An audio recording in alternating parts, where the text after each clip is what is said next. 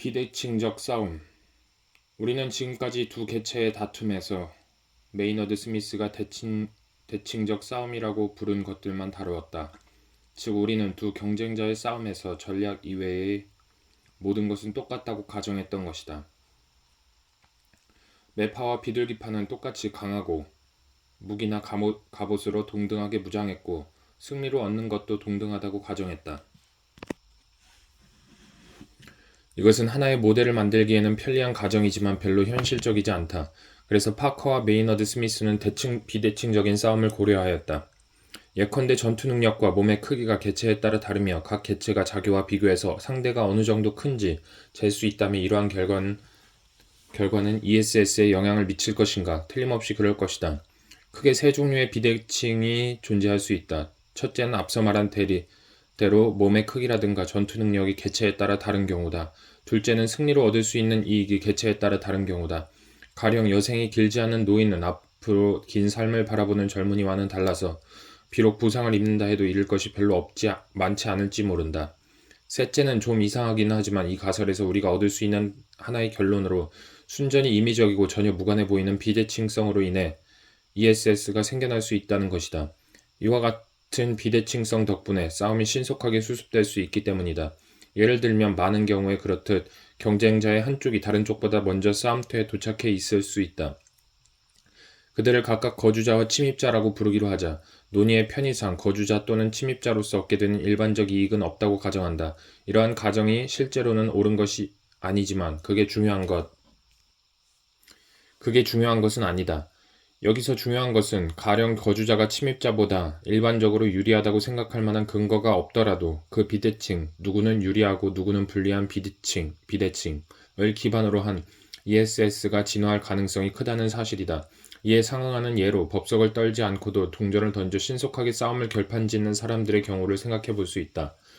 조건부 전략, 즉 당신이 거주자라면 공격하고 침입자라면 퇴각하라는 전략은 ESS일 수 있다.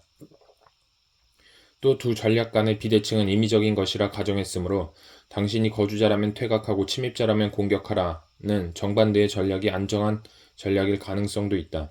어떤 개체군에서 이 두 개의 ESS 중 어떤 것이 선택될지는 어느 쪽이 먼저 과반수를 차지하느냐에 달려있다. 대다수의 개체가 이 두 개의 조건 전략 중 한쪽을 취하면 그와 다른 전략을 취한 개체는 벌을 받게 된다. 따라서 그 전략은 정의상 ESS가 된다. 이를테면 모든 개체가 거주자는 승리하고 침입자는 진다는 전략을 취한다고 하자. 이것은 그들이 싸움에서 반은 이기고 반은 진다는 것을 의미한다. 그들은 결코 다치지도 시간을 허비하지도 않는다. 왜냐하면 모든 싸움이 임의의 규정에 따라 즉시 해결되기 때문이다. 그런데 여기에 새로운 돌연변이 반역자가 나타났다고 가정해보자. 그는 항상 공격하며 결코 물러나지 않는 순수한 매파 전략을 취한다고 해보자. 상대가 침입자일 경우 이 개체는 이길 것이다. 상대가 거주자라면 이 개체는 부상의 위험을 감수해야 한다. 평균적으로 그는 ESS의 임의의 규칙에 따라서 행동하는 개체보다 득점이 낮아진다. 당신이 거주자라면 도망가고 침입자라면 공격하라는 관행에 반대되는 전략을 시도하는 반역자의 상황은 더욱 나쁘다. 그는 자주 부상을 당할 뿐만 아니라 거의 이기지 못한다. 그러나 어떤 우연한 일로 이 관행에 반대되는 전략을 따르는 개체가 과반수를 차지하는 경우를 생각해보자. 이때 이들의 전략은 안정한 규범이 되어 이를 따르지 않는 개체는 처벌을 받는다. 아마도 한 개체군을 여러 세대에 걸쳐 관찰하다 보면 가끔 한 안정 상태에서 다른 안정 상태로 급변하는 과정을 목격할지도 모른다. 그러나 실생활에서 순전히 임의적인 비대칭이라는 것은 존재하지 않는다. 예컨대 거주자는 대개 침입자보다 유리한 입장에 있을 것이다. 거주자는 그 지역의 지형을 잘 알고 있으며 거주자가 오래도록 거기에 머물러 있었던 데 반해 침입자는 이제 막 싸움터로 왔기 때문에 숨가쁠지도 모른다. 자연계에서 두 개의 안정상태 중 거주자는 이기고 침입자는 진다라는 편이 안정상태가 될 가능성이 높다는 데는 더 추상적인 이유가 있다.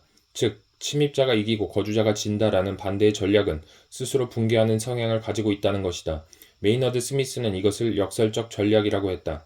이 역설적 ESS의 상태에 있는 개체군 내의 개체는 항상 거주자로 보이지 않으려 애쓸 것이다. 어떤 다툼에서 항상 침입자인 것처럼 보이려 노력할 것이다.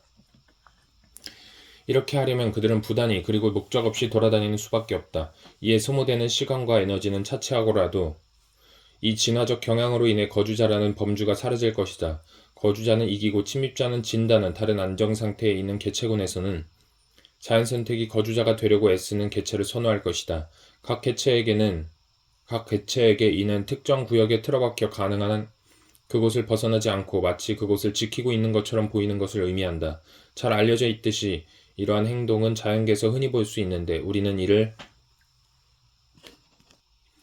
영역 방어라고 부른다. 이러한 종류의 행동적 비대칭에 대해 내가 알고 있는 가장 훌륭한 예는 유능한 동물 행동학자인 니코 팀버겐의 기발하고 간단명료한 실험에서 얻어진 결과다. 팀버겐에게는 가시고기 수컷 2마리가 들어있는 수조가 있었다. 이 수컷들은 서로 수조의 반대쪽 구석에 집을 짓고 자기 집 둘레의 영역을 지키고 있었다. 팀버겐은 이 2마리의 물고기를 각각 큰 유리 시험관에 넣고 시험관을 나란히 놓아 시험관 속의 물고기들이 시험관 벽을 통하여 싸우려고 하는지 관찰하였다. 그는 매우 흥미로운 결과를 얻었다. 2개의 시험관을 수컷 A의 집에 가까이 접근시키자 A가 공격 자세를 취하고 B는 물러나려고 했다. 그런데 시험관을 수컷 B의 영역으로 이동시키자 형세는 역전됐다. 팀버겐은 2개의 시험관을 단순히 수조의 한 끝에서 다른 끝으로 이동시키는 것만으로도 어떤 수컷이 공격하고 어떤 수컷이 물러서게 만들 수 있었다. 2개체 모두 단순한 조건부 전략, 즉 거주자면 공격하고 침입자면 물러나라는 전략을 취했던 것이다. 생물학자들은 영역 방어 행동의 생물학적 이점이 무엇인가 묻는다. 이에 대해 여러 가지 가능성이 제기되었는데 그중 몇 가지에 대해서는 나중에 언급하겠다. 그런데 이제 이 질문 자체가 쓸데없을지도 모른다는 것을 알게 될 것이다. 영역 방어란 2개체와 한 떼기의 땅 사이의 관계를 결정짓는 도착 시간의 차이, 즉 도착 시간의 비대칭성 때문에 생기는 하나의 ESS에 불과할지도 모른다. 체구의 차이, 아마도 임의적인 비대칭 중에서 가장 중요한 것은 몸의 크기와 일반적인 전투 능력의 차이일 것이다. 체구가 크다는 것은 싸움에서 이기기 위해 가장 중요한 요건이라고 할 수는 없으나 중요한 요건 가운데 하나임이 분명하다.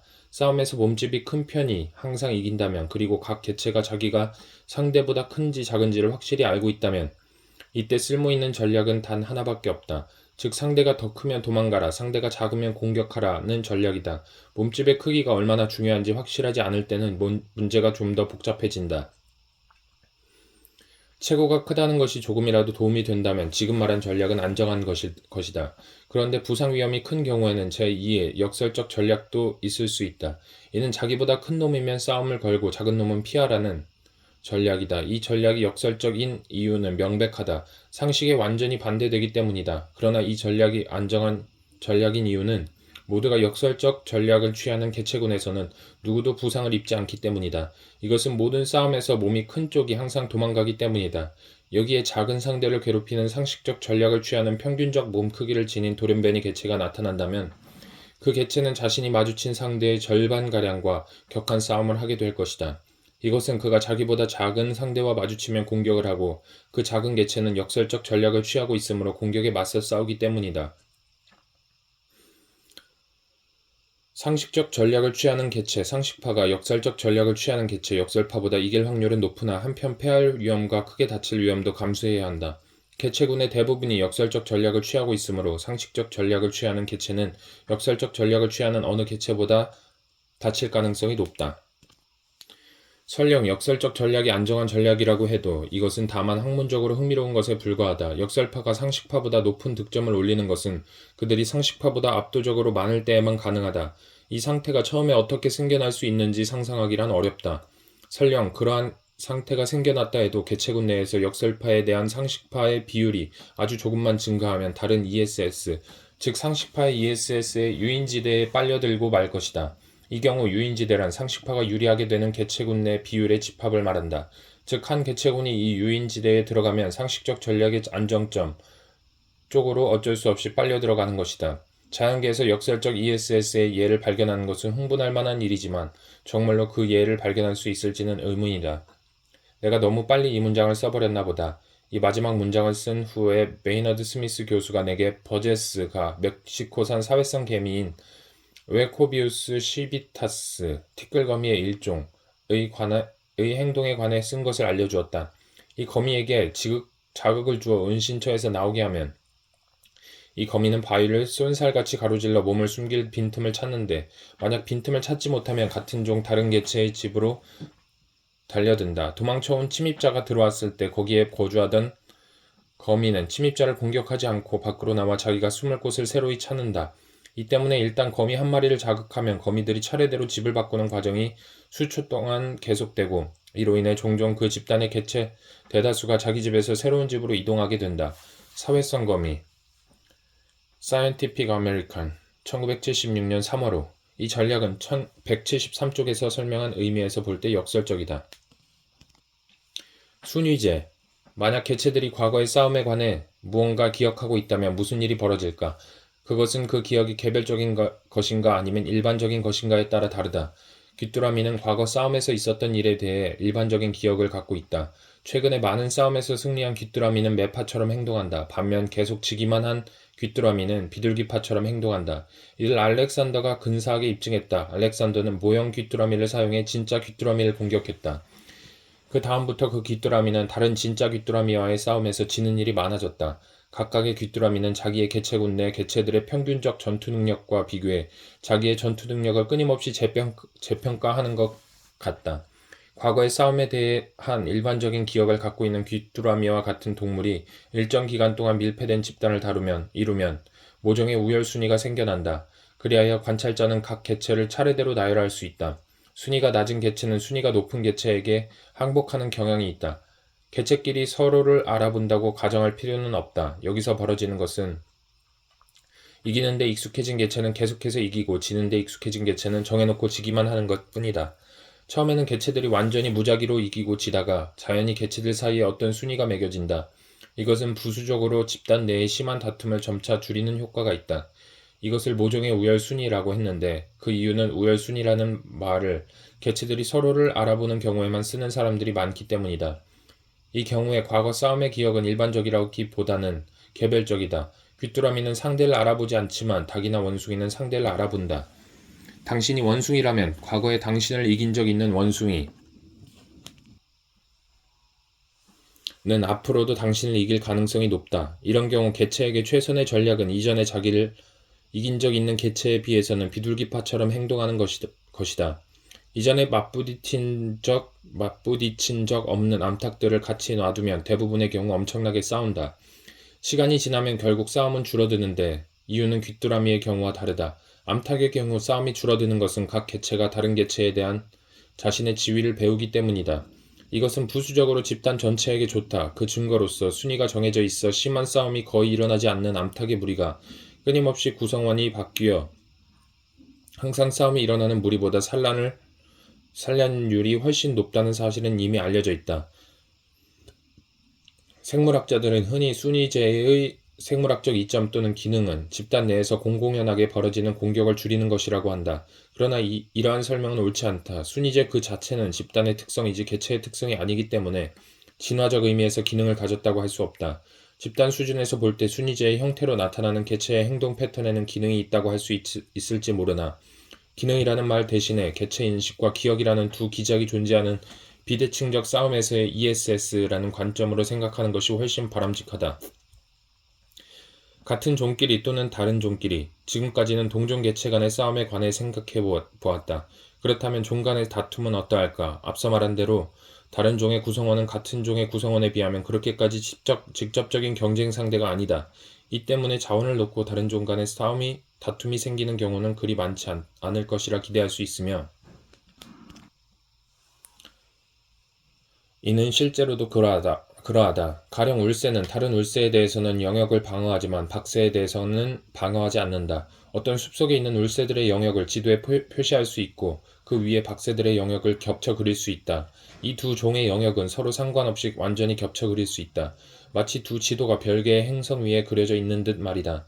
그런데 다른 종 개체들의 이해관계가 첨예하게 대립하는 경우도 있다. 가령 사자는 영양을 잡아먹고 싶어하나 영양은 전혀 생각이 다르다. 보통 이것을 자원에 대한 경쟁이라고 보지 않는 경향이 있으나 논리적으로 생각해보면 그렇게 보지 않을 이유가 없다. 이때의 자원은 고기다. 사제의 유전자는 자기의 생존기계의 먹이로서 그 고기를 원한다. 영양의 유전자는 자기의 생존기계를 위해 일하는 근육이나 기관으로서 그 고기를 필요로 한다. 그 고기의 두 가지 용도는 서로 양립할 수 없는 것이므로 이해관계가 대립하는 것이다. 자기 종의 구성원 또한 고기로 되어 있다. 그런데 왜 서로 잡아먹는 일이 비교적 드문 것일까? 검은머리 갈매기의 경우에서 보았듯이 어른 개체는 때때로 자기 종의 새끼를 먹는다. 그러나 육식동물이 자기 종의 다른 어른 개체를 먹으려고 적극적으로 쫓는 일은 결코 없다. 왜 그런 걸까? 우리는 여전히 진화를 종의 이익 관점에서 보는 견해에 너무 익숙해져 있어서 사자는 왜 다른 사자를 사냥하지 않는가? 와 같은 아주 타당한 질문을 하지 않는다. 누구도 던지지 않는 좋은 질문 중에는 영양은 왜 반격하지 않고 사자로부터 도망치는가? 라는 것도 있다. 사자가 사자를 잡아먹지 않는 것은 그것이 그들에겐 ESS가 아니기 때문이다. 동종끼리 서로 잡아먹는 전략은 앞에서 살펴본 매파의 전략과 같은 이유로 불안정하다. 또 보복의 위험도 너무 크다.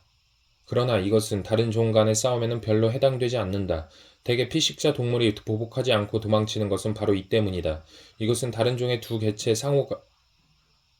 간 상호작용에는 같은 종의 개체 간보다 더 큰 비대칭, 즉 더 큰 차이가 내재되어 있기 때문일 것이다.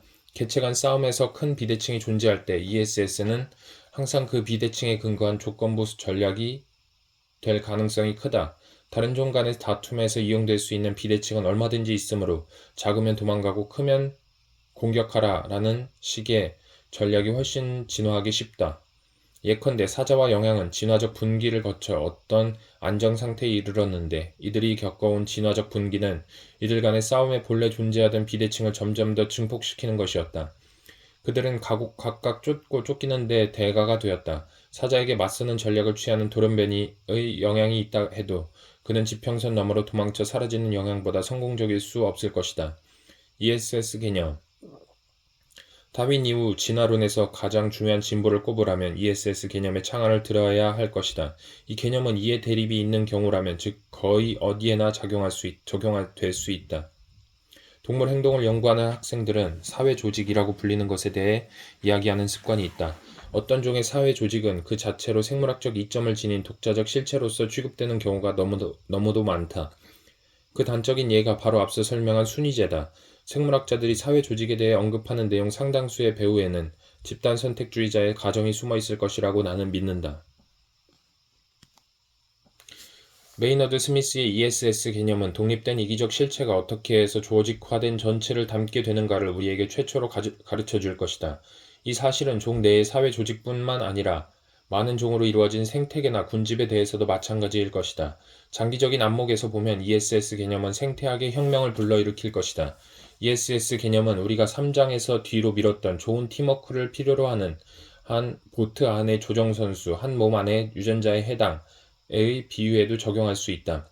유전자는 혼자 있을 때 좋은 것이 아니라 유전자 풀 내 다른 유전자를 배경으로 할 때 좋은 것이어야 선택된다. 좋은 유전자는 수세대에 걸쳐 몸을 공유해야 할 다른 유전자와 잘 어울리고 또 상호 보완적이어야 한다. 식물을 잘게 씹는 이빨의 유전자는 초식동물의 유전자 풀 내에서는 좋은 유전자지만 육식동물의 유전자 풀에서는 나쁜 유전자이다. 서로 잘 어울리는 유전자의 세트가 하나의 단위로서 함께 선택되는 것은 상상할 수 있다. 3장에서 설명한 의태하는 나비의 경우에는 정말로 그런 것 아닐까 싶은 생각이 든다. 그러나 ESS 개념은 우리에게 독립적인 유전자 수준에서의 선택으로도 이와 똑같은 결과가 얻어질 수 있다는 것을 알려준다. 유전자들이 같은 염색체상 에서 연관되어 있을 필요는 없는 것이다.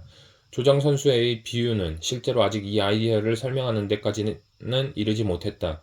이에 가장 가까운 설명은 다음과 같은 것이다. 경주에서 이기려면 팀의 선수들끼리 언어로 자기가 할 일을 조정하는 것이 중요하다고 하자. 또한 코치의 지휘하에 있는 선수들 중 어떤 선수는 영어밖에 못하고 어떤 선수는 독일어밖에 못한다고 하자. 영국인이 항상 독일인보다 노젓는 것이 낫거나 서툴거나 하지는 않다. 그러나 의사소통이 중요하기 때문에 영국인과 독일인이 섞인 팀이 영국인만으로 구성된 팀이나 독일인만으로 구성된 팀에 비해 이기는 횟수가 적을 것이다. 코치는 이를 모른다. 그는 선수를 마구 섞어서 이긴 팀의 보트에 탔던 선수에게 점수를 주고 진 팀의 보트에 탔던 선수는 점수를 깎는다. 그 코치가 데리고 있는 선수 풀에 우연히도 영국인이 많으면 어떤 보트에 탄 독일인은 보트에 탄 한 독일인은 의사소통이 되지 않으므로 그 팀을 지게 만들기 쉬울 것이다. 반대로 선수 풀에 우연히 독일인이 많을 때에는 한 명의 영국인 때문에 그 팀은 경주에서 질 수도 있다. 종합적으로 최상의 팀이 되려면 두 개의 안정 상태 중 하나일 때, 즉 전원이 영국인이든지 전원이 독일인이든지 하는 상태여야 한다. 언뜻 보면 마치 코치가 특정 언어를 쓰는 선수 그룹을 단일화하여 선택한 듯 보인다. 그러나 이것은 그가 하는 일과는 거리가 멀다. 그는 경주에서 이기는 능력에 근거하여 선수들을 개별적으로 선발할 뿐이다. 어떤 선수가 경주에서 이길 것인가는 대기 선수의 풀에 어떤 선수들이 있는가에 달려있다. 영국인이든지 독일인이든지 소수로 존재하는 대기 선수들은 자동적으로 불리하지만 그것은 노젓는 것이 서툴러서가 아니라 단지 그들이 소수이기 때문이다. 이와 유사하게 서로 잘 어울리는 유전자가 같이 선택됐다고 해서 반드시 유전자 집단이 선택의 단위가 되어야 나비의 예에서처럼 하는 것은 아니다. 유전자 하나의 낮은 수준에서 선택이 진행되더라도 더 높은 수준에서 선택이 진행되는 것 같은 인상을 줄 수도 있다. 이 예에서 선택은 단순한 일치를 선호한다. 그러나 이보다 더욱 흥미로운 것은 서로를 보완하는 유전자들이 선택될 수도 있다는 것이다. 비유적으로 아주 이상적인 팀 구성은 오른손잡이 4명과 왼손잡이 4명이라고 가정해보자. 그리고 아까와 같이 코치는 이 사실을 모르고 단순히 선수의 성적을 기준으로 선발한다고 가정하자. 그런데 대기 선수 풀에 우연히 오른손잡이가 많다면 왼손잡이 선수는 유리한 입장에 놓일 것이다. 자기가 타고 있는 보트를 이기게 할 수 있으므로 좋은 선수인 것처럼 보일 것이다. 반대로 왼손잡이가 많은 선수 풀에서는 오른손잡이가 유리할 것이다. 이것은 비둘기파의 개체군 내에서는 매파 개체군 내에서는 비둘기파가 성공적인 것과 같다. 다른 점이라면 비둘기파와 매파의 예는 개체 간의 즉 이기적 기계 간의 상호작용에 대한 것인데 비해 우리의 예에서는 체내 유전자 간의 상호작용을 비유해서 다루고 있다는 것이다. 코치가 맹목적으로 좋은 선수를 뽑아도 결국은 왼손잡이 4명과 오른손잡이 4명으로 구성되는 이상적인 팀이 만들어질 것이다. 그것은 마치 코치가 균형 잡힌 하나의 완전한 단위로서 선수들을 뽑은 것처럼 보인다. 그러나 코치가 한 수준 아래, 즉 개개의 후보 수준에서 선택한다고 보는 것이 부가적인 가정이 필요 없는 더 인색한 견해일 것이다. 간결하고 명료한 이론을 위해서 생물학에서는 어떤 현상에 대해 더 인색한 설명을 채택하는 경향이 있다. 이를 인색 원리, Law of Parsimony라고 한다. 왼손잡이 4명, 오른손잡이 4명의 진화적으로 안정한 상태, 여기서 전략이란 말은 오해를 불러일으키기 쉽다. 는 단순히 성적에 기초한 한 단계 낮은 수준에서의 선택에 따라 얻어지는 결과일 뿐이다. 유전자 풀은 오랜 기간에 걸친 유전자의 환경이다. 좋은 유전자란 맹목적으로 선택되어 유전자 풀에서 살아남은 것이다. 이것은 이론이 아니다. 관찰된 사실도 아니다. 이것은 동어 반복일 뿐이다. 그렇다면 좋은 유전자는 어떤 속성을 지니고 있는가? 이에 대해